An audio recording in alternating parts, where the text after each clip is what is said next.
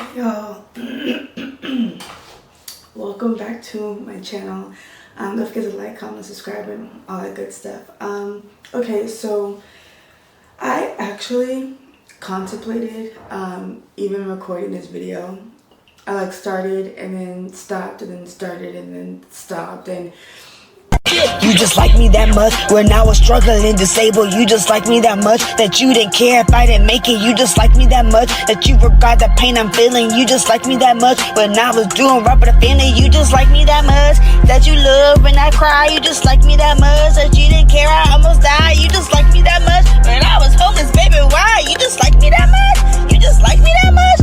You just like me that much cause I be poking at your triggers. You just like me that much cause you didn't care where I was healing. You just like me that much when my stomach was talking. You just like me that much that you don't wanna see me bow. You just like me that much when I used to care for y'all. You just like me that much now it's fuck out of y'all. You just like me that much when I used to be your rider. You just like me that much that you hide a ghost rider. You just like me that much, but you just like me that much, huh? Bitch, what? Yeah. it's simply because I'm kind of having an emotional shutdown, and I'm at this weird place where it's I don't really want to talk about what's happened in the last 2 years, but then it's also just but then you kind of owe it to yourself to do so, because why don't you? So we're gonna get straight into it. This is kind of the hard part, or the sorry, ignore Mr. Man, he's in timeout right now, he was doing the most. The hard parts of lawsuits, okay? So practically when you get ready to do Senor, that's really annoying. When you get ready to do a lawsuit or file a lawsuit, you know that they are going to look into every aspect of your life, okay? And the unfortunate part is they practically want you to be absolutely fucking perfect, because any one wrong little thing they will try to use against you. They've tried to use my family history against me. They tried to use who I'm friends or who I'm not friends with against, honestly, stuff that has nothing to do with the actual lawsuit. And I don't know if all this stuff is just to be there to just frustrate you or what so may have you. But if in my situation, a restaurant lied to me about how their food was made, okay? I was essayed in the hospital. I was given a medicine-induced stroke, and then I experienced medical negligence and nurse abuse. So I want to know, what does my family or who I'm friends with or not friends with have to do with the employees of the restaurant or the hospital? How do they correlate? Especially when you look at the medical documents, and it explains left side weakness.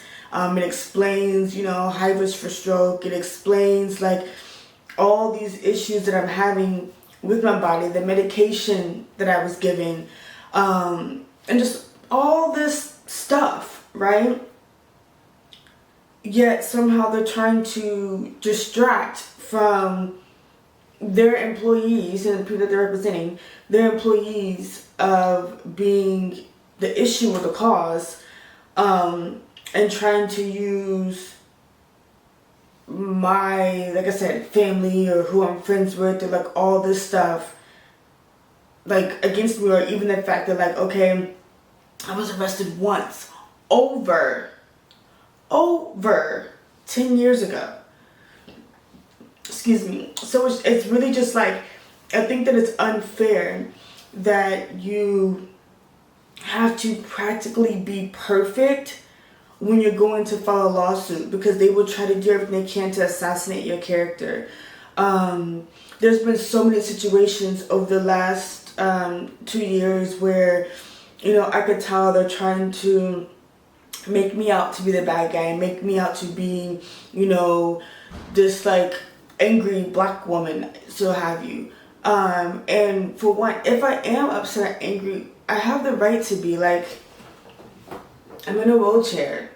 okay? And I was able-bodied. Like, I walked into the restaurant and walked into the hospital. And I have been for on and off 2 years. So I was walking. My walk was very bad. And the craziest thing ever is I was known for my walk. Like, I used to have a really like fierce, mean ass walk. And I used to do like slow motion walk videos, and y'all love them. Okay, we should do slow motion Saturdays. So considering that I had gone to a restaurant on a Saturday and ended up in the ICU, and then like over time I walk and it's in slow motion, not because like it was recorded in slow motion or like, you know what I mean, but like because physically I just can't walk fast. It's wild. But it was very painful, and my walk was just downright just like ugly because I'm readjusting my body. It hurts, I'm limping. It's just, you know, it was a lot on my body. So I had to put my ego aside and sit back in a chair, which was very frustrating, honestly. But I do think that it's wild that, you know, instead of acknowledging, okay, we messed up, let's just do what we can to make it right, it's let's try to assassinate her character and make her out to be the bad guy, when there's all of this evidence that I have of me being on oxygen because I couldn't breathe, the swelling in my hand, the swelling in my foot, me struggling to be able to walk, stuttering over my words, like slurred speech, all this stuff. And it's just like,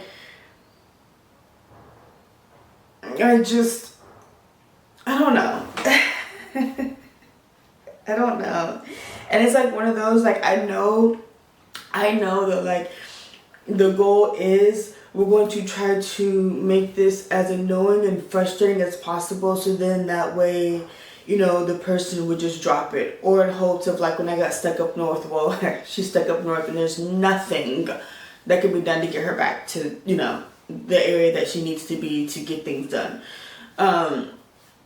So I think that it's frustrating that I've had to practically be a paralegal, okay? Law is not even my field of expertise, but I've had to practically become a paralegal to explain or like showcase how I'm in the right and they're in the wrong for 2 years. Like turning my platform into like a social justice like page, and I don't have an issue like talking about issues or talking about, you know, me getting justice or just like things that are wrong in the world, right? But I do think that it's crazy that once, you know, they realize the magnitude of who I am and the things that I've accomplished and the people that I've trained, etc., then it's become this thing of like, we're going to try to make her out to be the bad person. You know what I mean? Like, they're following me around, they're harassing me, like just all this stuff. There's been so many situations and so many people just like constantly trying to like egg me on or like provoke some type of like reaction out of me. I just don't understand. Like, it's before the lawsuit was filed, it's like, okay, this is getting weird. You know what I mean? Like I told y'all with the big rig trying to drive over my car, just all types of stuff. It's all this stuff, and I, you know, said this to them, like, you know, to the team, the other team, but it's been like all this stuff and like in hopes that I won't survive or be alive to share my story, which is why right after the deposition I was so like excited and kind of like on a like adrenaline rush, what they tried to say happened, but an adrenaline rush is not going to cause your body to swell. But I was just on such an adrenaline rush because I wasn't able to make the first appointment of the deposition at the beginning of the year, right?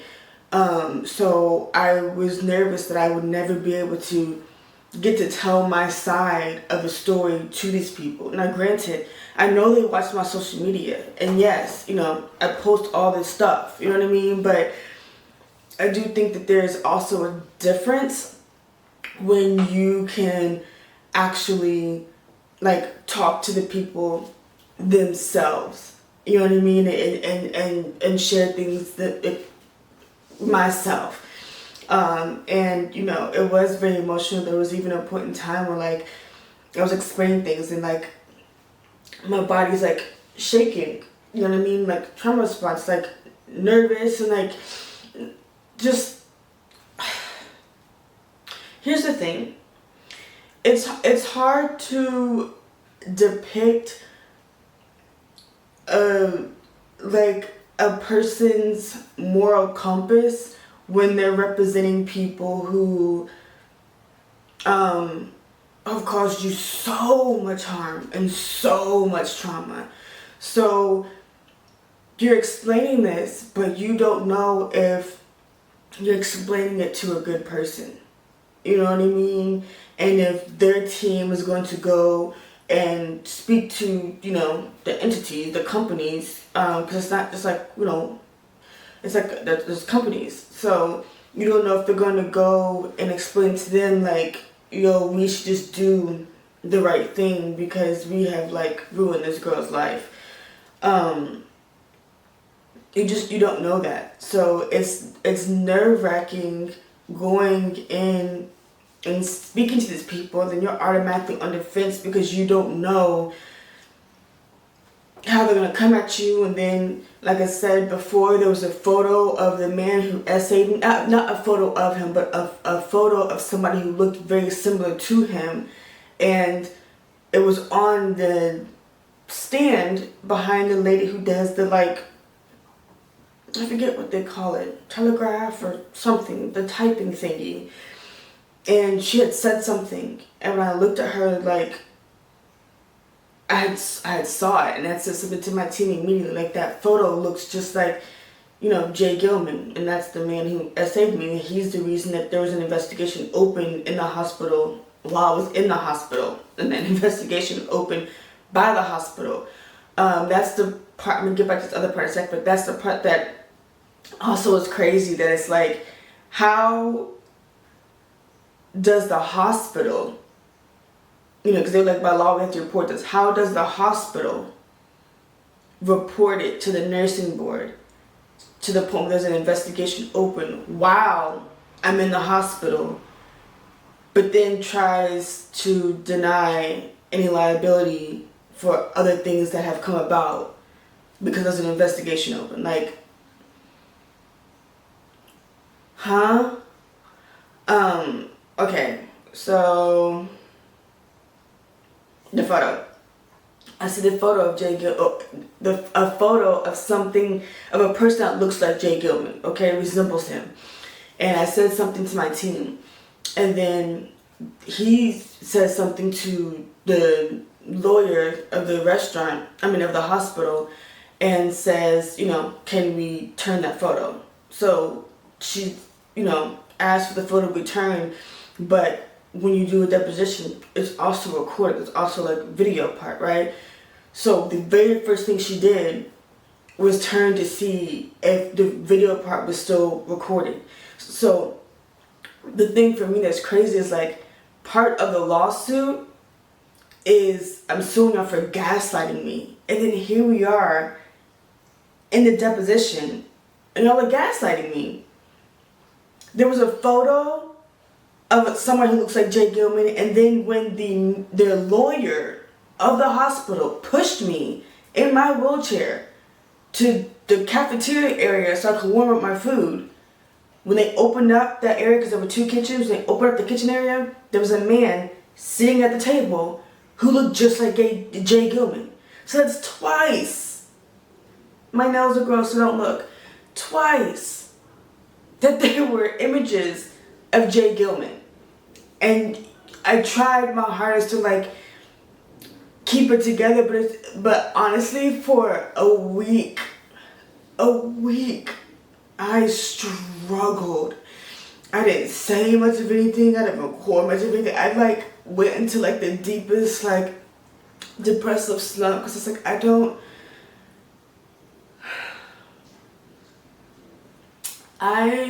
understand how people can gaslight you and try to inflict even more harm and even more trauma when you're already trying to heal from the initial trauma and the initial pain.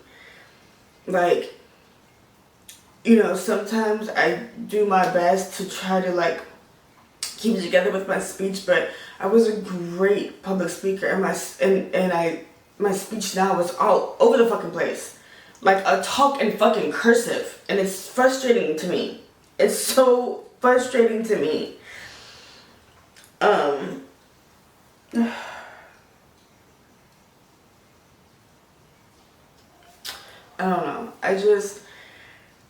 I'm trying, and here's the part. It's like I try not to be defeated and upset and frustrated, but I'm human and I get defeated and upset and frustrated at the fact that, like, you know, I compare myself to how I was before, and I know I shouldn't, but it is hard. And it's like, and even though I try to do so much to make myself proud now, it is just like, dang, like, people could mess your life up and then have completely no disregard about it. None. And instead try to make you out to be the bad person. How am I the bad person when I was happy at the restaurant, and up until finding out that I was lied to about the food, I was excited and gonna give them a great review and just like having a good time. And honestly, it wasn't paid promo, so gonna give them amazing free pub. Like, the chefs are doing all these crazy tricks and all this stuff, just showing the fuck out. It's like, and then I get to the hospital where I think it's a safe space because I am, you know, sitting here fighting for my life because of the lies from the restaurant. And the very first thing that happens to me in the ICU with the nurse who's supposed to be my nurse is he SAs me.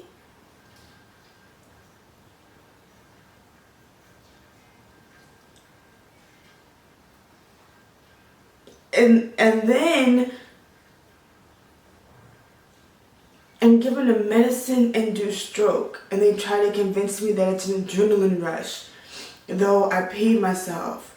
There's tingling all in my fucking body. My chest like is caving in, and then I lose mobility to the left side of my body. My hand is swollen, my foot is swollen, I can't lift either one. So much so that when they forcibly released me, the nurse and my social worker had to help me get into the lift. They wheelchaired me out and helped me get into the lift, but didn't give me any type of assistance. And the lift driver just happened to be kind enough to carry me. You know how like men carry their brides? Carry me like this. Okay? To the front door. Because I couldn't walk.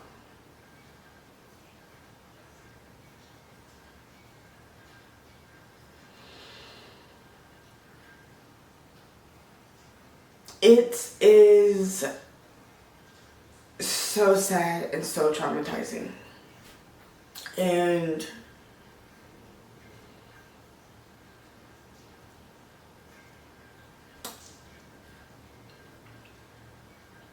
I do think that it's crazy that they're trying to make me out to be the bad person. Okay, this was a lot long-winded. This was long-winded and a lot longer than I expected it to be. So if you made it to this point in the video, thank you. I will see you in the next one. And sorry for just getting on here and just fucking ranting and venting. But in some way, this helps.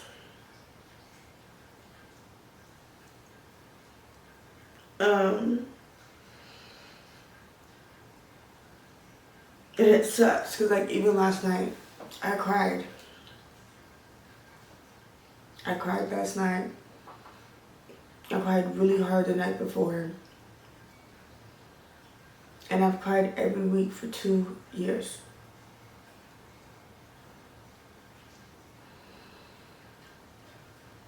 And literally, the only reason I'm not crying now is because I literally just cried. So, you know, but it's just, it's frustrating. Okay, I'm just rambling at this point, but thank you so much for watching.